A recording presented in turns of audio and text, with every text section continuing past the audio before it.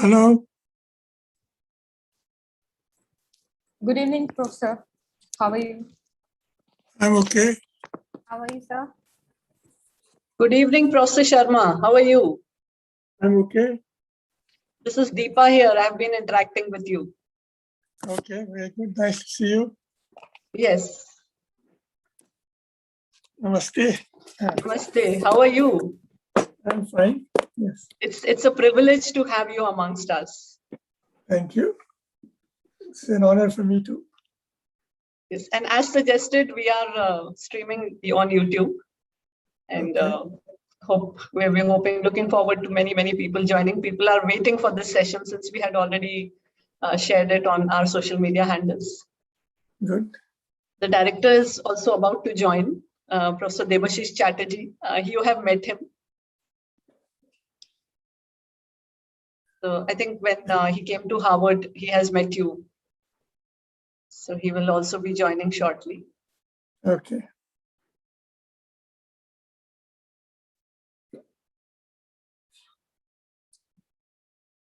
For how long do you think we will go on? Absolutely up to you. What is your convenience? We have just announced the starting time. So whatever comforts you. Yeah, whatever is comfortable. What works well for me is about half an hour to 40 minutes of presentation. Okay. And then questions. Fair enough. Works. Yes. For about half an hour. Yeah. Okay. Works. Absolutely.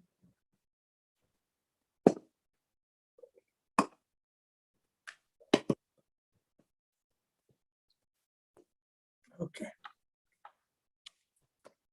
So what do you do in the classes? What is the main theme, main subject? Okay, I am an expert in communication. I facilitate communication, business communication, and also offer courses. Apart from the core course, I offer courses like cross-cultural communication, and so everything under the umbrella of communication per se.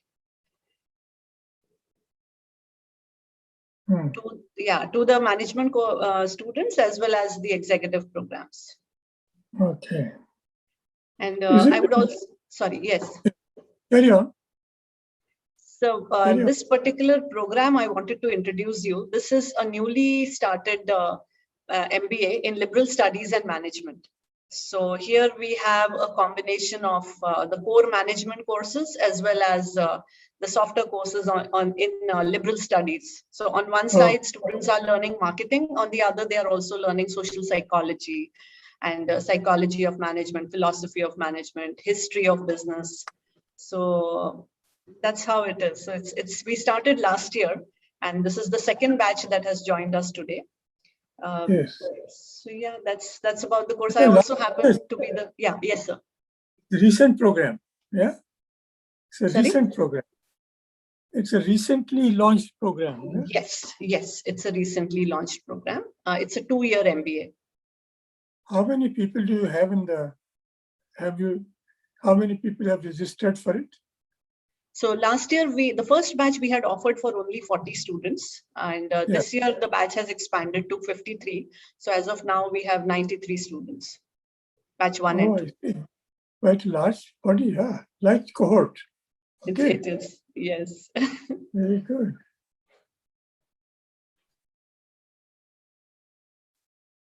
And so, what do you teach them in cultural communication?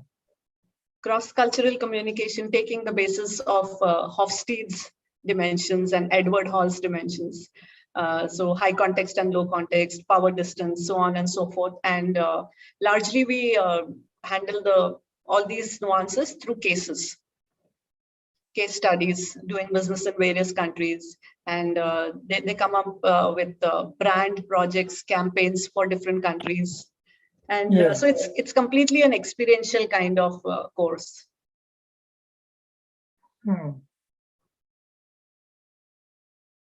And so the institution you work for, is it only a liberal arts college or is it more general academic? No, so Indian Institute of Management, these are the IIMs which are there in India, now almost 17 of them. So this is one of the 5 oldest IIMs. And we offer largely the flagship program is the PGP program, that is postgraduate program in management. And only last year we have offered these 2 new courses. So along with the MBA, the regular one, we have these specialized courses. One is LSM, that is Liberal Studies and Management, and one is Finance. So this is an addition to the regular course that we have. So we are, yes.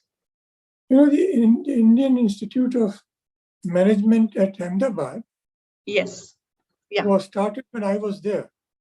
Okay. As an assistant corrector. Oh, okay. And I actually applied for admission and got admitted. Okay. That's the IIM program, but at the same time, I also got admission in the US. So, a program in economics. So I went to the States. Okay. So yes, IIM Kozhikode is in line with like those the oldest ones, oldest IIM. So IIM Ahmedabad, Bangalore, Calcutta, Lucknow, and Kozhikode. Yeah. So, yeah. Shall we start, Professor? It's time now. Yes.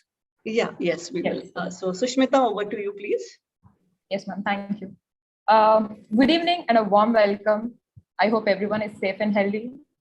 The postgraduate program in Liberal Studies and Management, IIM Kozhikode, is honored to host Dr. Arvind Sharma for the first session of this year's tête-à-tête, the Knowledge Series. This year's series is very special because all the talks commemorate the Silver Jubilee year of the Institute. Welcome to the session, sir. I would also like to welcome the chairperson of PGP LSM, Professor Deepa Sethi and Professor Stanu Nair. A quick introduction to our guest.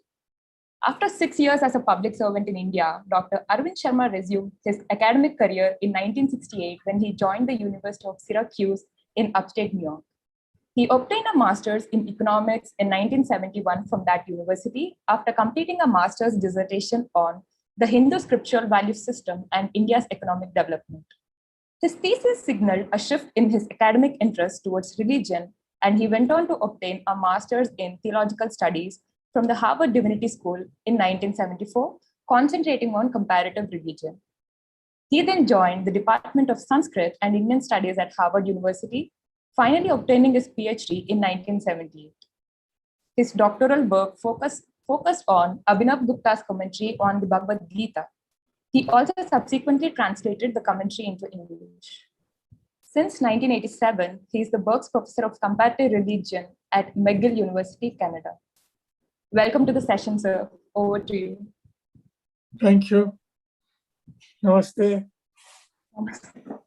So the topic of my talk today is globalizing Indian thought. So I'm going to say what I have to say in 2 parts. In the first part, I'll try to identify a feature of Indian civilization, which I find fascinating, with the help of some historical material. And then in the second part, extend the first part into the context of our own times.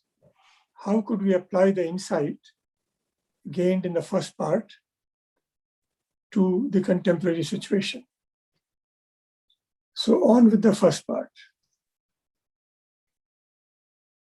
Now, I would like to maintain that one striking feature of our civilization is its ability to come up with a response. It is its ability often to come up with a response to a challenge which meets that challenge, but is also universalizable. What I mean by that will become clear as I proceed to give some examples of what I'm proposing. What I'm proposing is that when our culture faces a new challenge, it often comes up with a response which is superior, often superior to the existing responses, and at the same time also more universalizable.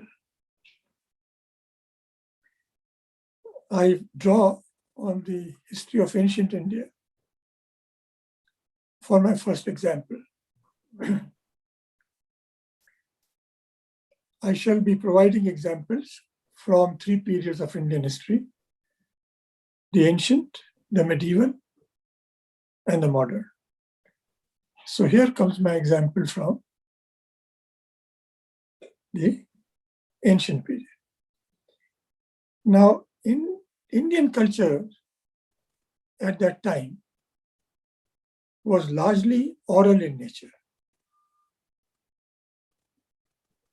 As we know, even today, the Vedas are transmitted from master to teacher, from master to student,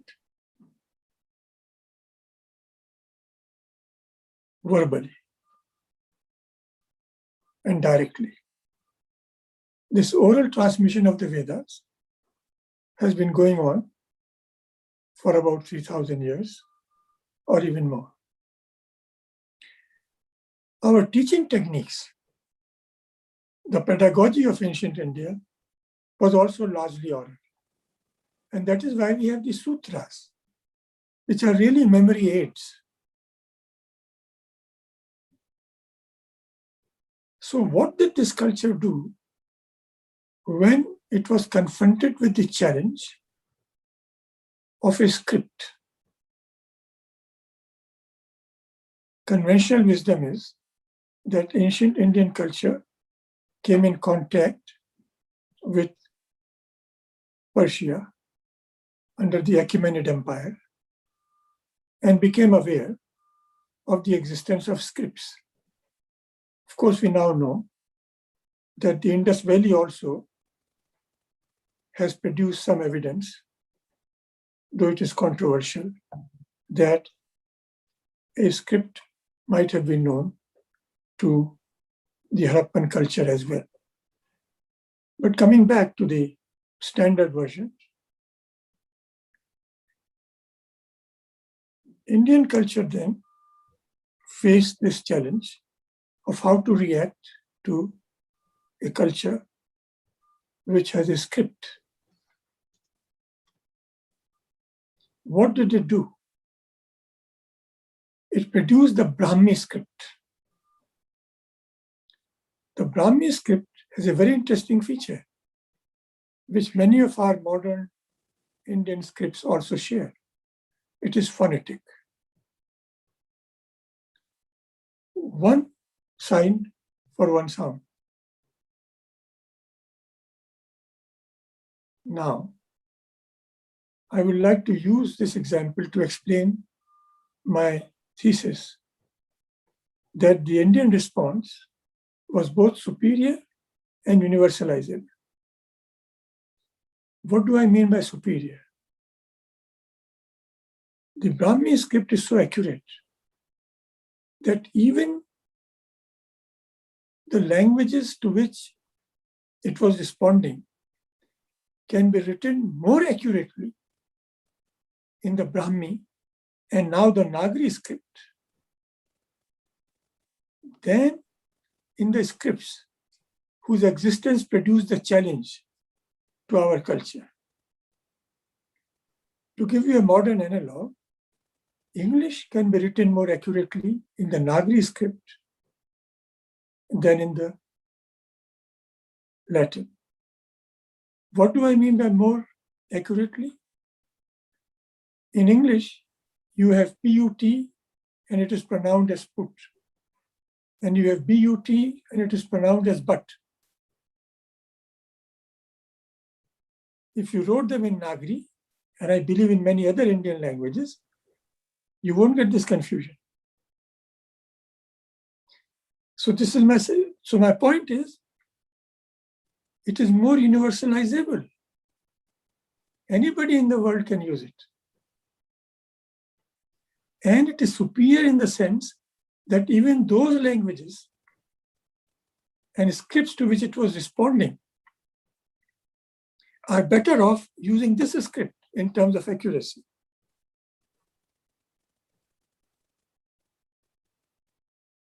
So this is my first example of our civilizational response. I now pivot to the medieval period. In the medieval period, we have the development in Tamil Nadu of the Nalair Prabandham or the Divya Prabandham, put together by Nath Muni. What this means is, or what this term means is, that the hymns of the Alvars were collected and codified in this work. These are religiously inspired hymns. At the same time, right from the very beginning of Tamil culture has been interacting with Vedic culture. So they were quite familiar by medieval times, even in ancient times, with the Vedic texts and with their oral transmission. Now the question arose in the time of Ramanuja, what is the relationship of this one body of sacred literature, namely the Vedas, with the Divya Prabandha, the hymns in Tamil sung by the Alvars?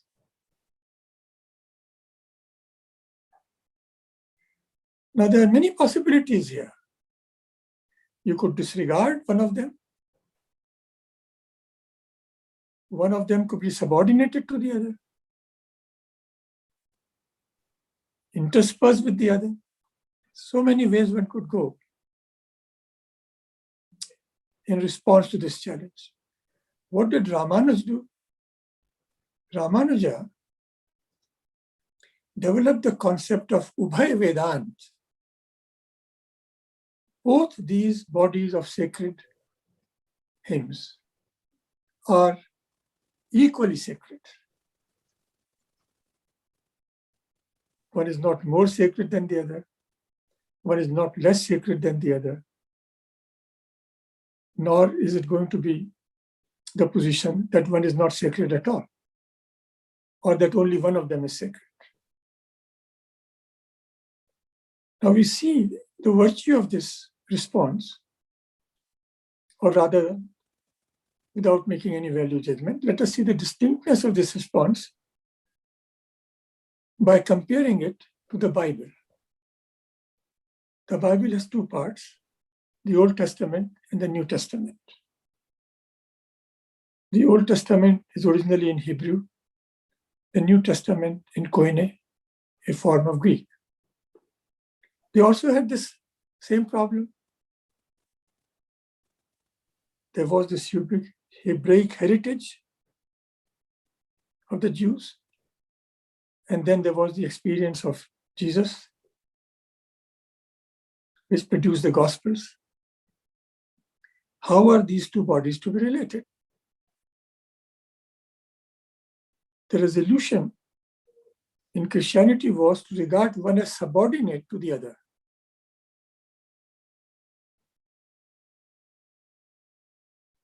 This is not how Ramanuja responded to the situation. Now let us see how this helps us identify the feature of our civilization I mentioned earlier. This response is superior to the other because it places both on par. The fact, the seeds, I beg your pardon, the seeds, one could argue, of the Holocaust lie or go back in the subordination of the Jewish scripture to the quote-unquote Christian. So the original example, people in the original example would be better off if they use this approach. And of course, it is more universalizable because this approach could be adopted by any two bodies of sacred literature towards each other.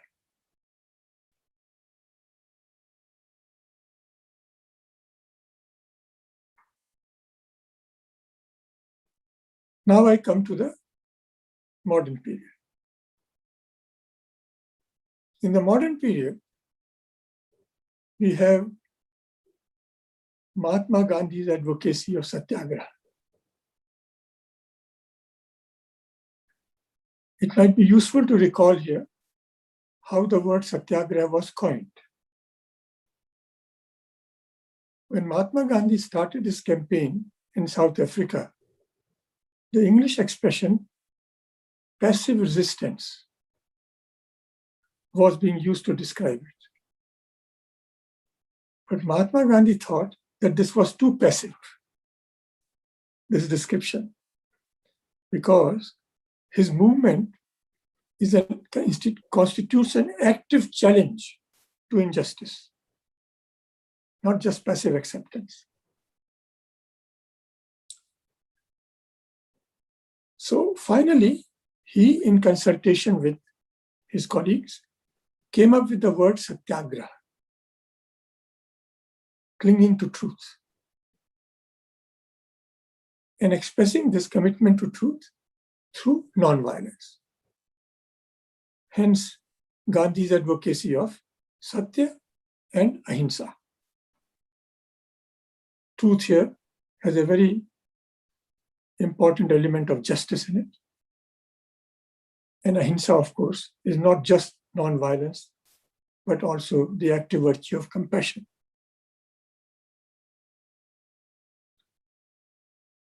Now, this is a response which has emerged from our civilization to the question, how does one fight injustice? The normal response to fighting injustice has been violence.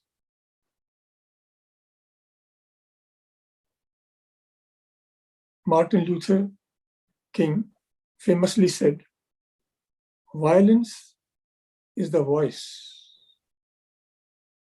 of the dispossessed.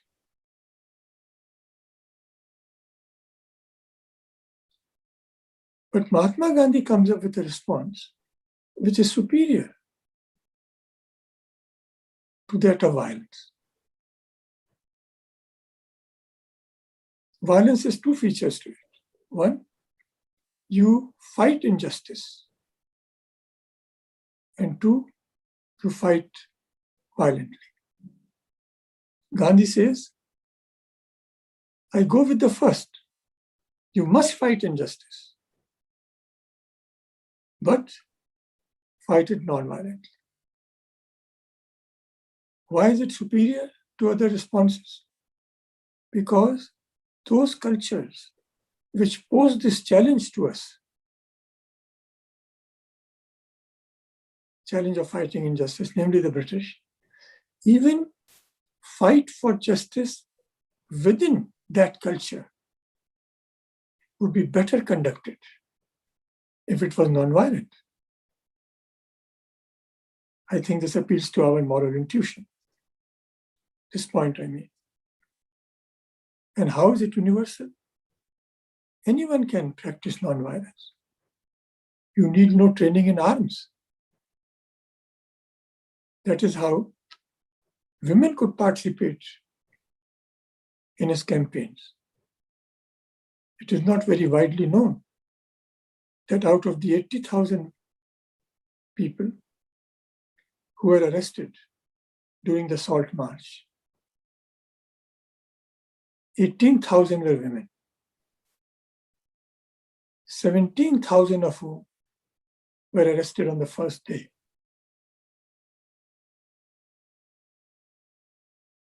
So I hope I have said enough to create room for suggesting that our civilization, I'd call it the Indic civilization, the Indian civilization, or by whichever name we like, has at least at certain times shown this striking ability to respond to a challenge with a solution which is both superior to the challenge, which is both superior to the previous responses to the challenge, and at the same time, more universalizing.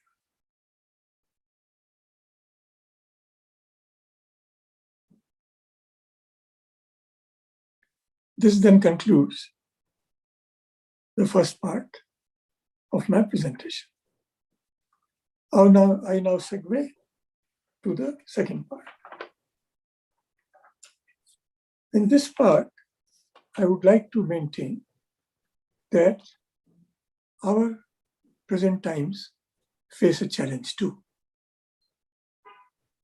There was the challenge of the script in ancient India. There was the challenge of another body of sacred literature in medieval India. There was the challenge of fighting injustice in modern India. And now we have the challenge of interfaith relations in contemporary times.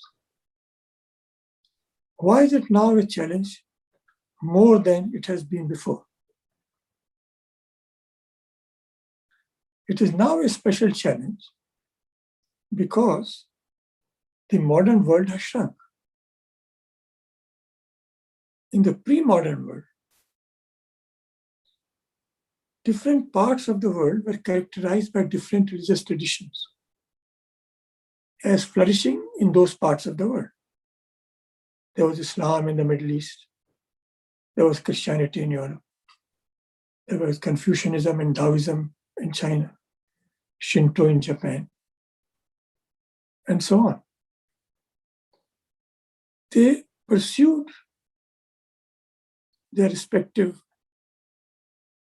religious doctrines and practices.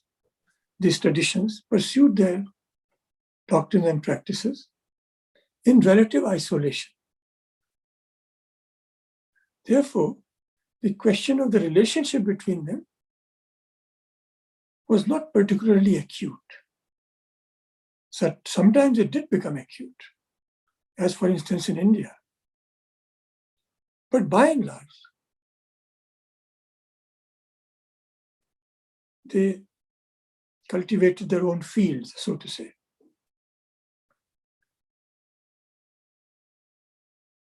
Modern civilization, with its advancement in means of transport and communication, has brought all of these traditions together.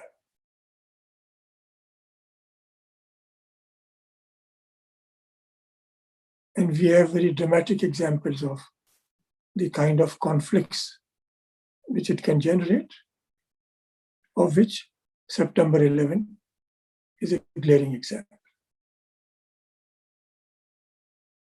So how does our culture, our civilization, deal with this situation?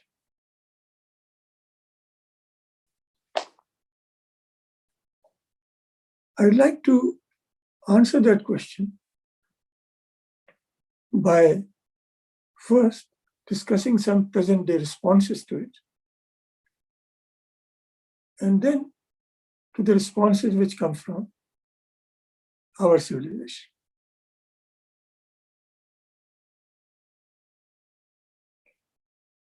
Now, the past responses to this have been either conversion or secularism. What do I mean by that?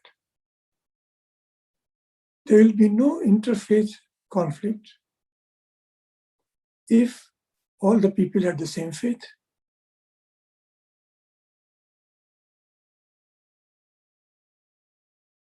Therefore, in the past, religions practice conversion, especially the Brahmanic religions. This was one way of avoiding interfaith conflict, by having only one faith through conversion. In modern times, when sectarian conflict within Christianity became too acute, as after the Reformation and so on, when the one religion solution through conversion of Catholicism no longer worked, Europe developed the idea of secularism, of separating the state from religion altogether. No religion, in a sense. No religion in public life. It's a private affair. So you either have only one faith in the public square, or you have no faith in the public square. Now, how does our civilization respond to this? I'd like to share a few examples with you from real life. An Indian Swami was once approached by an American who felt drawn to Hinduism. The American asked the Swami to convert him to Hinduism.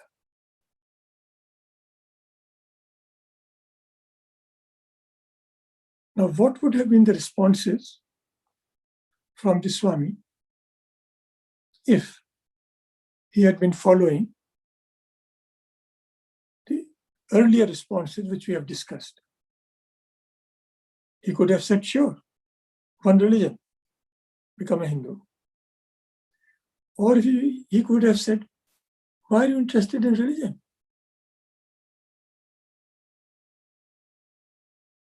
A secular solution.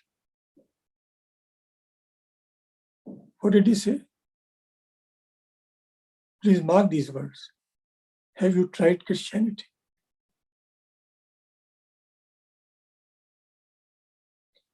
The Ramakrishna mission,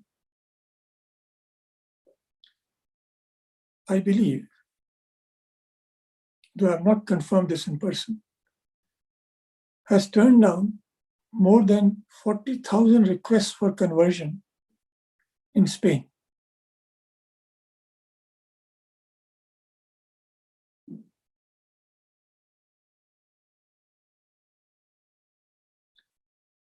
There is then the following anecdote about Swami Muktanand and a Jewish rabbi, Professor Rubinstein. Professor Rubinstein was a Jew, very committed Jew, but gradually his horizon expanded and he started feeling very uncomfortable in identifying himself as a Jew, and he shared this predicament with his wife. His wife had an Indian colleague at the university, and when she shared this with her, the Indian colleague suggested that he might wish to see an Indian Swami, because in India, Swamis have a way of dealing with these issues. So a meeting was arranged between Professor Richard Rubinstein and Swami Muktanand. As soon as Swami Muktanand saw the professor, he said to him, I hope you don't believe in your religion. I don't believe in mine.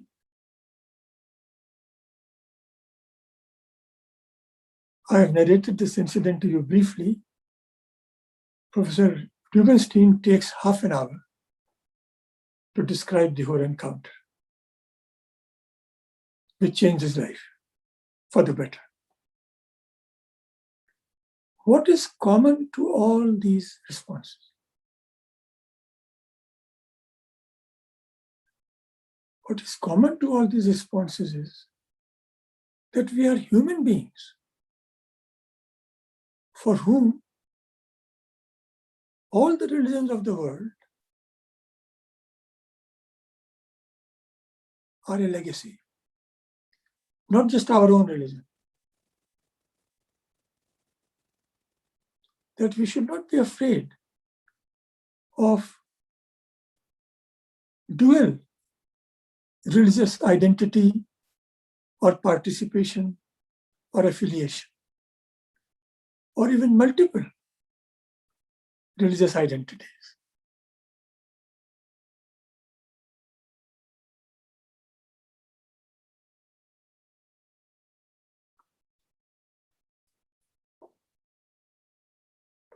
So I would like to give to this response a contemporary color. A contemporary color in an Indian context. So far, the two responses before the Indian, which I discussed, were ekadharmata. You have only one religion. That is when all members of a society or polity have the same religion. Or you have dharma nirapekshata, the secular attitude.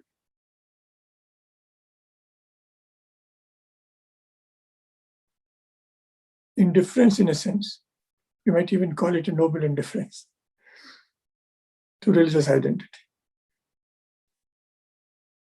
The Indian solution may be described as nana dharmata, willingness to accept multiple religious identity or participation, affiliation, whatever we might like to call it.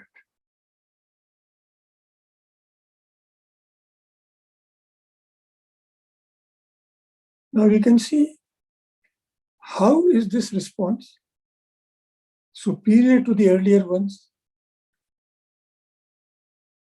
It enables us to avoid religious conflict without having to avoid either religion or religious plurality,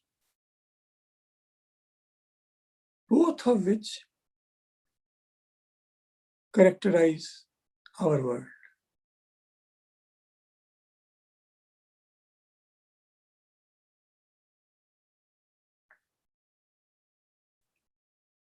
And how is it universal? Anybody, anywhere can develop the attitude that my religion or anybody else's religion does not belong exclusively either to me or to the other person. All of us are equally open to play host or guest to everybody's religion.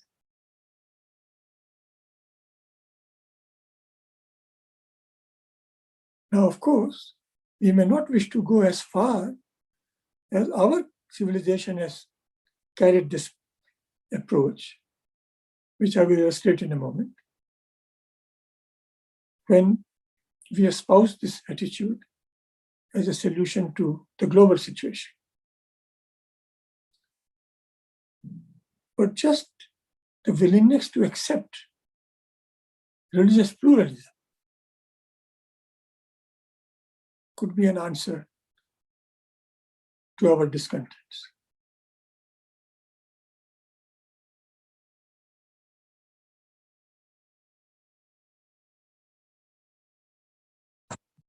Now, of course, in India, we have a more positive interpretation of secularism as sarva dharma samabhava, treating all religions equally. Some have found this to be a somewhat anemic position, and they have proposed sarva dharma sadbhava, goodwill towards all religions. And those who are not satisfied with this have even gone further, and like Mahatma Gandhi, have proposed Sarva Dharma Mama Bhav. All the religions belong to me.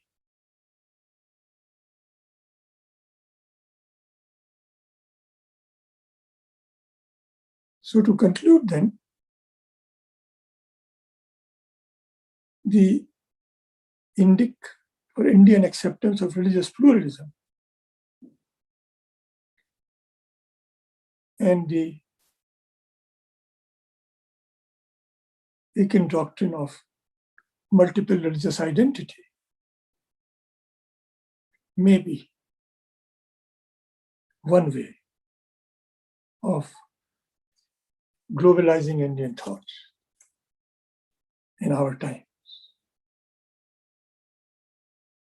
I will now like to conclude with anchoring what I have said in the antiquity of our tradition. Here are two lines from the Yajurveda. The first is Sa Prathama Sanskritir Vishwavara. It identifies the Vedic Sanskrit, Vedic Sanskriti, as the first Sanskriti. It would also mean the best, if you want to be chauvinistic. Vishwavara, universal. So we have always had this concept that our culture is, in some sense, a universal culture. A very old culture, first, and a universal culture. And here's the other line, Ya Sanskriti hi Prathama Vishwakarma, also from the Yajurveda. So I would then like to conclude with a remark that Indian thought is globalizable, is universalizable, that we do have one strand in our thought which is capable of being universalized or globalized in the modern world in a positive way. And that this is a part of our tradition. And we will do well to remember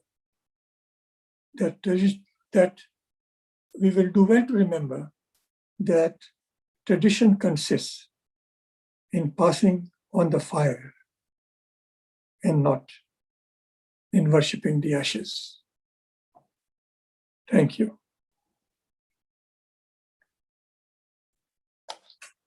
Thank you, Professor. Guys, everyone, please unmute yourself and give a round of applause if you can. Thank you, sir.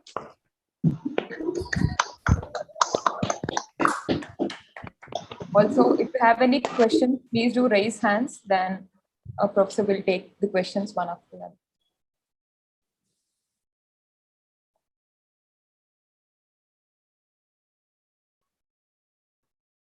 Shubham, yes, you can unmute and go ahead. So, as you mentioned, Mahatma Gandhi's philosophy of Satyagraha, that he told people about about changing from passive resistance to Satyagraha in South Africa. So, can you draw more inference to such modern examples that has been like Martin Luther King's resistance that was carried out for the black? What was the common inference that you can draw from it? Well, this is a very difficult question.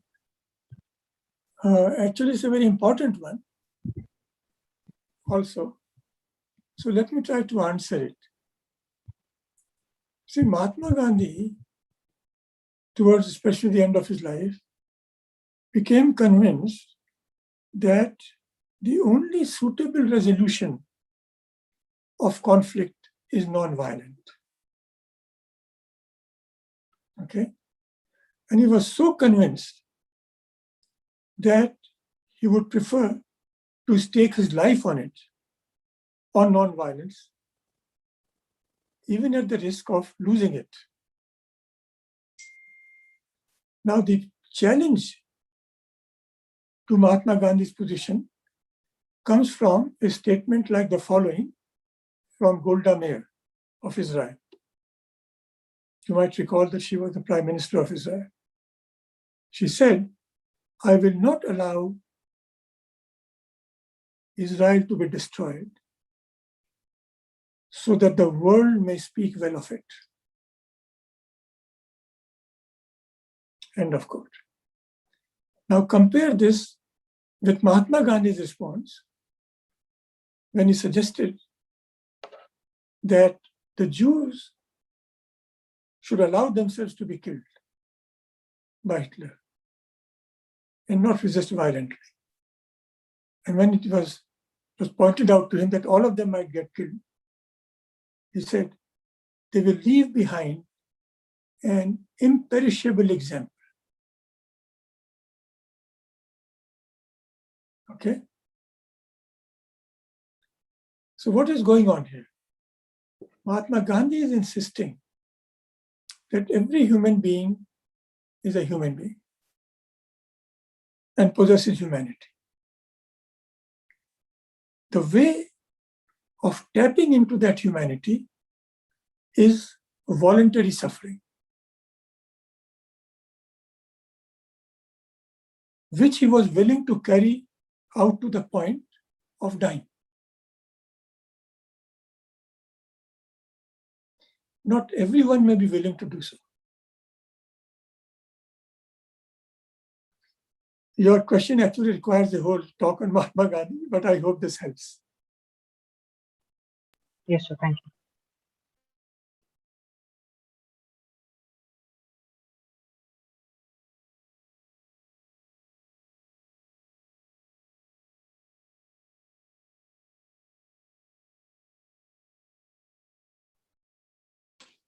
Sir, I just have a question on my own. Okay, so you, in the initial part of the talk, you were talking about the beauty of Brahmi script, and how it can be made universal. Can you just help us in understanding in what ways we can incorporate that scripts in our education system or schooling, so that, first of all, Indians will know more about it and will adopt it? No, our scripts are phonetic. Indian scripts are already phonetic. But those are not in usage as such. We are confining more to our vernacular languages. Okay, I don't know about South Indian languages as much as I would like to, but Devanagari is used for Nepali, Hindi, Marathi, Sanskrit. And this is a phonetic script. I believe that other scripts in India also follow the same principle, with the possible exception of Tamil in some ways, because it's a shorter script. So we already have that. Oh. Yeah. Please raise your hands if you have any questions, guys.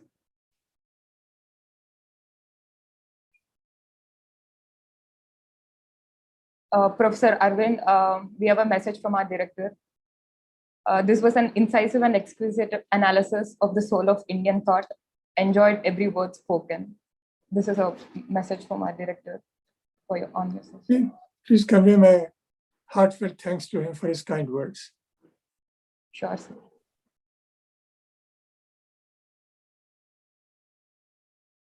Aishi, please go ahead. Thank you for the session. I have a question regarding some words that were spoken by Mr. Modi. So he said that the way to avoid Indian conflict is not by brute force, but by the power of dialogue. So my question is, like, in the countries or the nations in which we still do experience violence or we face this, how do we globalize India? how do we propagate this idea of globalizing Indian thought or the power of dialogue there? What are the challenges that would come up and how would the perception change? Now, what we should emphasize is that our commitment to our own tradition should be firm, but not exclusive. This is what is required. It is when you a priori rule out the other side. To put it another way, that there is no other. There is only another. And this can be done by emphasizing that we are human beings before we are a Hindu, a Muslim, a Christian, or a Jew, or whatever. Why? Because you cannot be a Jew or a Christian or whatever without being first a human being. So human being, the category of being a human being has primacy over being a Jew or a Hindu or a Muslim or whatever. If that is so, then you become the inheritor, not of just your own religion, being born a Hindu or a Jew or a Muslim, but the entire religious tradition of humanity. So you don't have to feel that you are going to another, quote unquote, or another religion or ideology or whatever. Just as if you are a Christian, you regard Catholics as Christians, Protestants also as Christians, and people who follow the Eastern Orthodox Church also as Christians. This was not always the case. Protestants and Catholics used to fight over being one or the other. Now they don't. They accept the other as a fellow Christian. If you extend this attitude, so there's this religious tradition of humanity, and it has these various branches: Hinduism, Buddhism, Jainism, Sikhism, Judaism, Christianity, Islam, Taoism, Confucianism, Shinto, Baha'i, and whatever might come, or whatever ever was. So if we encourage this point of view, if we promote it, we'll be globalizing in it.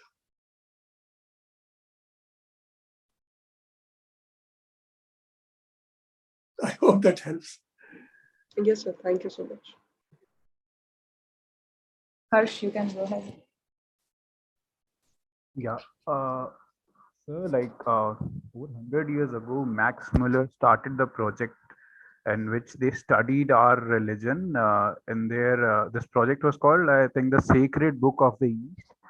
So it has a very different understanding of our scriptures as to what we as an Indian inherently understands while growing up in this culture. So how has the perception in West has changed towards our Indian religions, and how, like, you have undertaken your studies from the Western perspective, as I understand also. So how has this perspective changed, and what we can still do to further the Indian thought in that context? There are many questions in your question. So let me take some of them. Yeah. So when I started, okay. Yeah, let me take one of them first. How has the West reacted to Indian thought, right? Indian religion. So you took the name of Max Muller. So Max Muller published this series of sacred books. What did he do in that series? He did not just publish Indian texts. He also published Buddhist texts. He also published Jain texts. He also published Chinese texts. And why did he do so? Because he said, one who knows one knows none.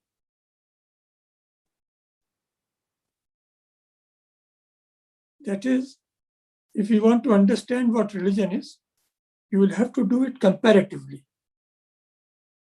This line, one who knows one knows none, is actually, it goes back to Goethe, the German savant. He said this of languages. One who knows one knows none. And Max Muller applied it to religion, or seems to have. So right from that point onwards, the attitude towards Hinduism and other religions has been undergoing a subtle change. And there is a greater willingness, though with reluctance often, to accept Hinduism as Hindus perceive it to be.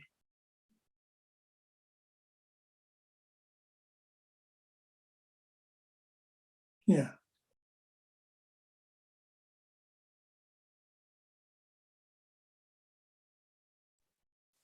Thank you, sir. We have one more question from Sandhya.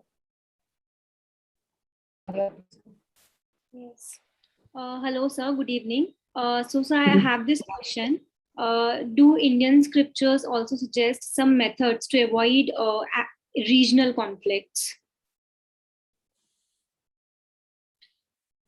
Hello? Yeah, I'm trying to respond to your question. Regional conflicts. Yes. Yeah, actually, okay. You see, what is the problem? Why do regional conflicts arise? They can arise either because two groups are coming in conflict, right? Regions here represent groups of people after all, yeah?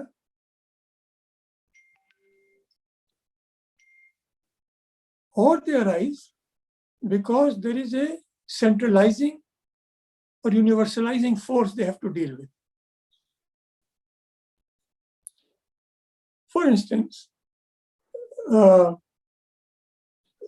Constitution has been pushing for Hindi, the universalizing language, and there's resistance to it in, say, Tamil Nadu, right? So there is one source of conflict. The other is between, say, Tamil Nadu and, say, Karnataka over river waters. Yes. So there are two kinds of conflicts, regional conflicts, region with region and region with center. Yes. The approach to that is the general Hindu position in dealing with conflicts. It emphasizes non-violent, peaceful, harmonious resolution in the spirit of give and take. I know this is a bit vague, but your question is also very general. Yes. That's fine, sir. Yeah, but it prefers peaceful and give it maximum chance to peaceful resolutions.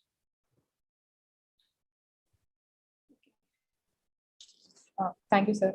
Now I would like to invite Professor Deepa Sethi to, for the vote of thanks. Ma'am. Ma'am, you're on mute. Thank you, Sushmita.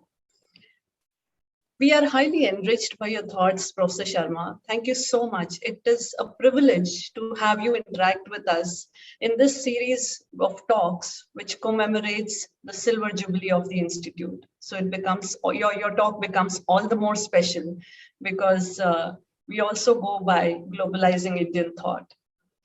I would really appreciate the time that you spent with us, shared your words of wisdom, and handled all the questions and answers to such an extent that each of us, whatever doubts, whatever questions were there, you could just give clear and transparent answers to all of them. Thank you so much. I further extend gratitude to the director, IIM Kozhikode, Professor Debashish Chatterjee, for encouraging initiatives as these for all of us to gain from. Thank you so much, Professor. I also extend my thanks to all my colleagues who spared time and could gain from this beneficial talk.